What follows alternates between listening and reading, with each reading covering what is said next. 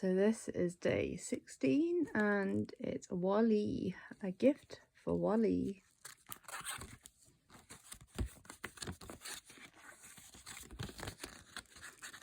Wall.E and Eve peeked over the top of a pile of rubbish. The humans were acting very strangely. What were they up to now? They saw two men stringing small coloured lights along a rusty iron fence. Another set up a plastic statue of a white-bearded man in a red suit, and a woman propped up a fake silver tree decorated with shiny red and green glass balls. Weirdest of all, the captain from the spaceship, Axiom, was singing in a loud, joyful voice.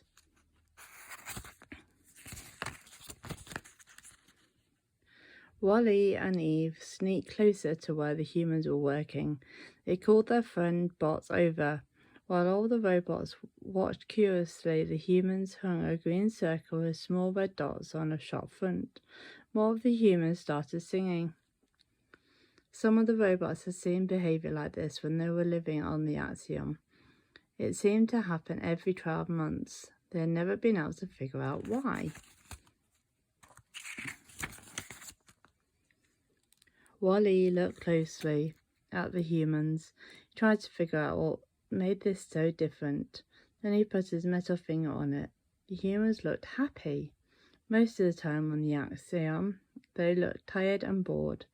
But there was something about what they were doing right now here on Earth that made them very happy. If it made the humans so happy, Wall.E thought, maybe it would make the robots happy too.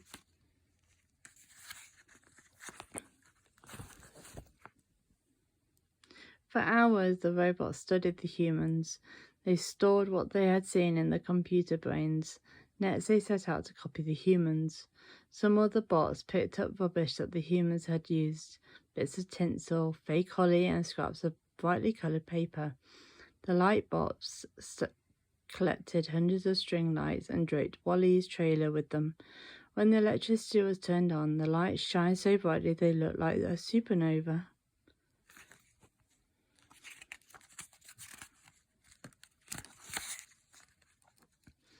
M.O. hung up old socks on the other wall.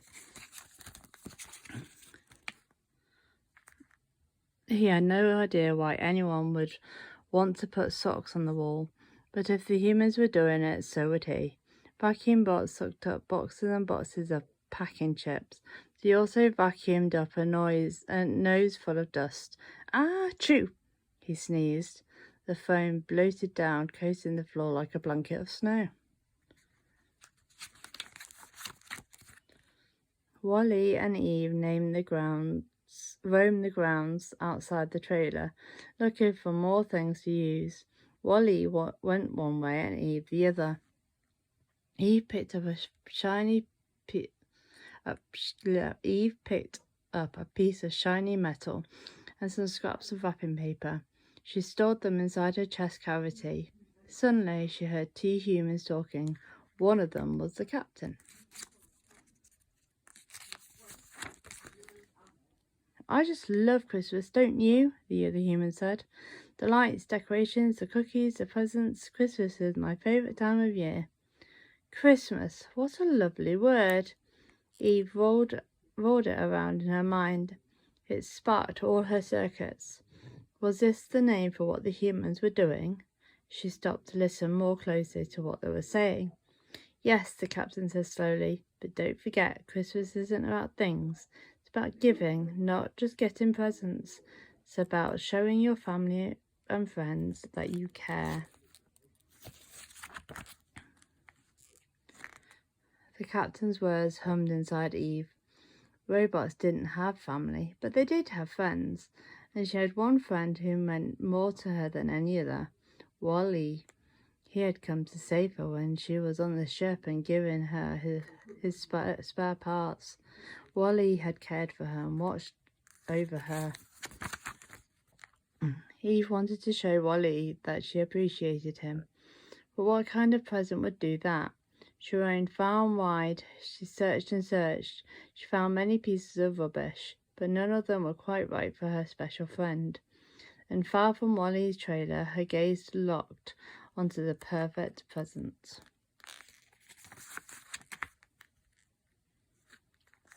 Two days later, it was Christmas Eve. The bots celebrated just like the humans. They beeped out the words to songs they had heard.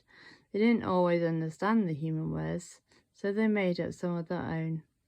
While all the bots were celebrating, Eve held out a present to Wall.E. It was wrapped in pretty patterned paper.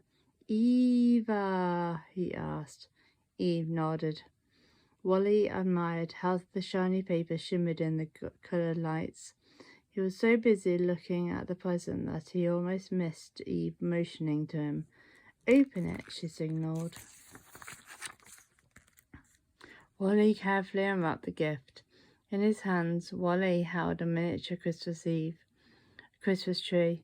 The longer version of Eve's name was Extraterrestrial Vegetation Evaluator. She had been trained to find plants and was drawn to this little tree.